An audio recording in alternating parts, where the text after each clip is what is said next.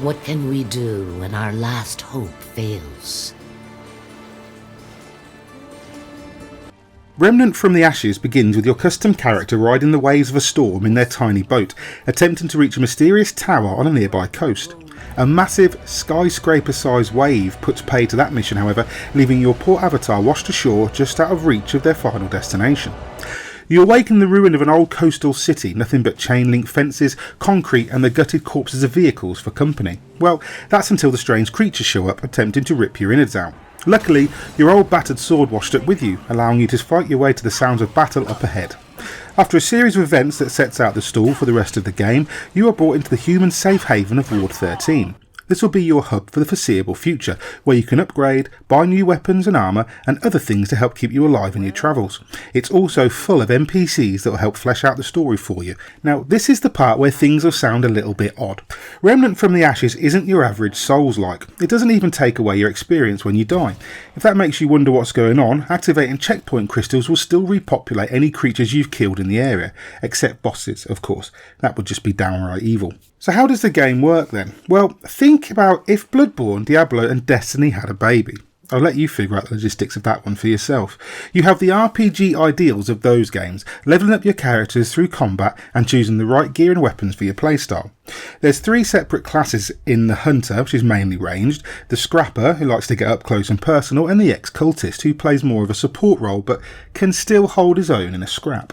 Speaking of which, Scrap is where the Diablo looting comes into play, albeit in a hybrid sense, kind of mixed up with Bloodborne's Blood Echo gathering. As you explore Remnant's world, or worlds more accurately, you'll gather scrap and ammo from the enemies you kill. On top of the experience, of course. Smashing boxes and opening crates and chests will see you find more scrap, as well as things like iron that's used to upgrade your weapons and armour. You then walk back to Ward 13 using a checkpoint crystal, and there you'll be able to upgrade your weapons and armour using iron and other things as you upgrade to higher levels. You'll just have to pay a small scrap fee to do so. You can also craft boss weapons using unique materials dropped by certain enemies, as well as increase the number of Dragon Heart uses you can take with you. Think of the Dragon Heart as like the Estus flask in Dark Souls, because we really need a 4th game for comparison, don't we? It gets a little more complicated as you level up. You earn a trait point with each level you gain, or through rare tomes hidden within the worlds, beginning with simple ones like health and stamina upgrades. As you reach certain milestones within the story or through co-op play, more and more traits will be added to your repertoire. These offer extra armour, range protection, elemental protection, even bonuses for playing in a group, and they all add up to creating a character that reflects your style of play, provided you have the trait point to upgrade what you want. My Hunter was adapted for quick escapes and quicker reloads to keep her on her toes and away from the claws and blades of the root, but she was also handy with a hatchet if things got a little bit too close. She could even summon limited help with a gun mod. Now, gun mods can be crafted in Ward 13 or discovered throughout your travels, and they're charged through use of the guns to which they're attached. Only 2 guns can be equipped at any time, but with the right mod slotted in each, you can turn the tide of battle with well-timed usage, or, in my case, you can often forget they're there until it's too late, because I'm an idiot. The thing is, this may be a strange mix of several games across multiple genres, but the end result is entirely its own thing, and it's damn good, with a depth that easily rivals that of the games from which it borrows. There's a story in there that's told through proper scenes and dialogue trees, rather than the FromSoft method of making you sit through item descriptions or vague environmental storytelling, or worse, Destiny's Grimoire nonsense. That being said, items do still have cryptic quotes attached to them that are simply optional additions to the story already being told.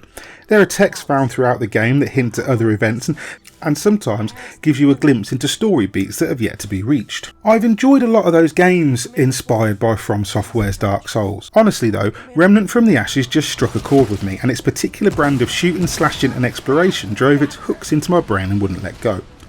Exploring a ruined earth and trying to get rid of the corruption of the mysterious root was intoxicating.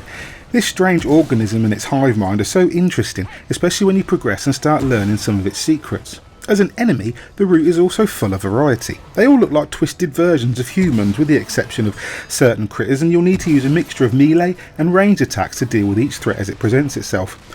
On top of the regular enemies, before we even get to the bosses, every now and then a special root will spot you, and the only warning you'll get is a piercing sound cue before the onslaught commences. The first time this happened to me, I was most certainly not prepared. The mysterious form appeared, shooting arrows and whatnot, and I managed to fight it off with a bit of difficulty. Job done, I thought, but no. Suddenly the sound cue returned and I turned around to see a towering monstrosity stalking me, swords deflecting every shot I fired. Unprepared as I was, death soon found me in my panicked state. These kinds of enemy encounters become more commonplace as the game goes on, with more and more powerful creatures emerging to impede your progress. You might think that not losing XP upon death would reduce the tension of a game like this, but these special encounters ensure that you stay on your toes. Checkpoints mercifully appear at the start of most new areas and dungeons, but reaching them is often harder than you expect, until the game knocks you around a bit, forcing you to learn. Now thankfully, checkpoint crystals tend to sit outside the fog doors of boss encounters to avoid the frustration of agonising boss runs that any Souls-like fan will have learned to despise. You might not actually fight every boss, as Remnant is made for repeat playthroughs and it's actually impossible to see everything in one run. It also likes to mix things up, as bosses aren't always a single large entity. Co-op could do with some emotes for communication, as if no one's using their mic it can be hard to know what everybody wants you to do. You can choose to play your game completely offline, which I also enjoyed, in an invite-only session, or completely public, which allows people to drop in and out of the game as they want. Myself and 2 others at one point were taken on a boss area in which we faced a veritable swarm of assorted murderous creatures. The more players, the worse the swarm. It must have taken us around 8 or 9 attempts. We found ourselves constantly outflanked, outmatched, or simply outnumbered, unable to even help each other to get up when we were downed.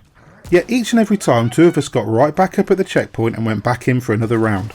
One player got fed up after 2 goes, but was eventually replaced by another who helped us to victory in the end. Through a mixture of simple stubbornness and the sheer fun factor of trying to overcome any challenge in this game, we eventually got our reward, which turned out to be a dead-end vault containing a new weapon instead of actual progress, which I was kind of fine with.